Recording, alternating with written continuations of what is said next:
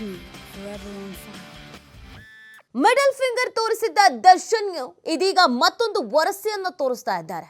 ನನ್ನನ್ನು ಬೇರೆ ಜೈಲಿಗೆ ಶಿಫ್ಟ್ ಮಾಡಿ ಅಂತ ಅಧಿಕಾರಿಗಳ ಜೊತೆಗೆ ಬೇಡಿಕೆಯನ್ನ ಇಡಲಾಗಿದೆಯಂತೆ. ನಾನು ಇಲ್ಲಿರಲ್ಲ, ನಂಗೆ ಇಲ್ಲಿರಕ್ಕಾಗ್ತಾ ಇಲ್ಲ, ಹಾಗಾಗಿ ನನ್ನ ಬೇರೆ ಜೈಲಿಗೆ ಶಿಫ್ಟ್ ಮಾಡಿ ಅನ್ನುವಂಥ ಬೇಡಿಕೆ. ಹೊಸದೊಂದು ವರಸೆ ಇದೀಗ ಶುರು ಆಗ್ತಾ ಇದೆ. ನನ್ನಿಂದ ತೊಂದರೆ ಆಗಿದೆ, ಸ್ಥಳಾಂತರವನ್ನ ಮಾಡಿ ಅಂತ ದಾಸ ಕೇಳ್ಕೊಳ್ತಾ ಇರೋದಂತೆ. ಮಿಡಲ್ ಫಿಂಗರ್ ಕುರಿತ ವಿವಾದದ ಹಿನ್ನೆಲೆ ವಿಚಾರಣೆಯನ್ನು ನಡೆಸಿದ್ರು ಪೊಲೀಸರು. ಈ ವೇಳೆ ನಾನು ಸುಮ್ಮನೆ ನಡೆದು ಬಂದೆ ಅಂತ ದರ್ಶನ್ ಹೇಳಿದ್ರು. ನನ್ನಿಂದ ತೊಂದರೆ ಆಗಿದ್ರೆ ಯಾವ ಜೈಲಿಗಾದ್ರೂ ಶಿಫ್ಟ್ ಮಾಡಿ ಅಂತಿರೋದು ದಾಸ. ಇದೊಂಥರ ದುರಹಂಕಾರ. ನನ್ನ ಪರಪ್ಪನ ಅಗ್ರಹಾರದಲ್ಲಿ ಏನೋ ಮಾಡಿದೆ, ಬಳ್ಳಾರಿಗೆ ತಂದು ಹಾಕಿದ್ರಿ, ಬಳ್ಳಾರಿಲಿ ಇನ್ನೇನೋ ಮಾಡಿದೆ, ಇನ್ನೆಲ್ಲರೂ ತಗೊಂಡು ಹೋಗಿ ಹಾಕಿ, ಎಲ್ಲಿ ಬೇಕಾದ್ರೂ ಹಾಕಿ, ನಾನಿರೋದೆ ಹಿಂಗೆ ಅನ್ನೋ ವರ್ತನೆನೋ, ಅಥವಾ ಇಲ್ಲಿರಕ್ಕಾಗ್ತಾ ಇಲ್ಲ, ದಯವಿಟ್ಟು ನನ್ನನ್ನು ಕಳಿಸಿ ಅನ್ನುವಂಥದ್ದು ಗೊತ್ತಿಲ್ಲ.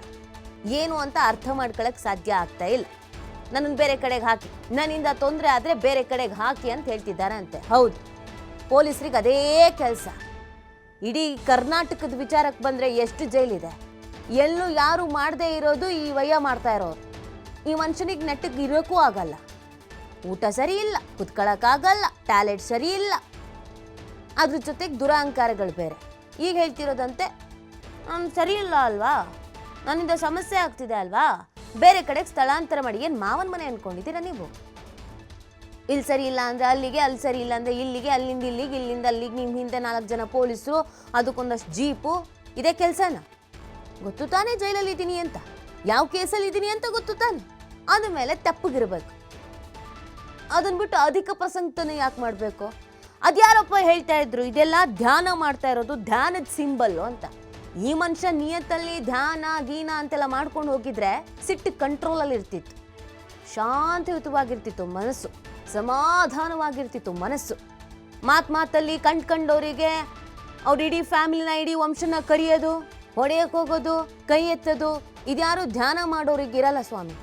ಈ ಮನುಷ್ಯ ಏನೋ ಭಾರಿ ಧ್ಯಾನ ಮಾಡಿರೋರ ಥರ ಇವಾಗ ಹೇಳ್ತಾ ಇರೋದೆಲ್ಲ, ಸಮರ್ಥನೆ ಮಾಡ್ಕೊಳ್ಳೋರು ಹೇಳ್ತಾ ಇರೋದು. ಮಾಡೋದು 1-2 ಕಿತಾಪತಿ ಅಲ್ಲ.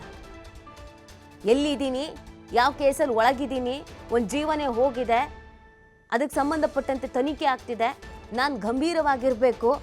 ಬಾಸ್ ಅನ್ಸ್ಕೊಳ್ಳೋದು ಅಥವಾ ಸೆಲೆಬ್ರಿಟಿ ಅನ್ಸ್ಕೊಳ್ಳೋದು ಅಷ್ಟು ಈಸಿ ಅಲ್ಲ. ನಮ್ಮ ವರ್ತನೆಗಳು ಹಾಗೆ ಇರಬೇಕು.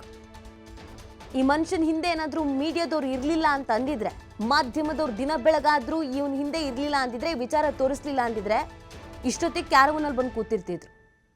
ಇವ್ರ ಹೆಸರಲ್ಲಿ ಇನ್ಯಾರೋ ಒಳಗೆ ಇರ್ತಿದ್ರು, ತನಿಖೆನೇ ಇರ್ತಿರ್ಲಿಲ್ಲ.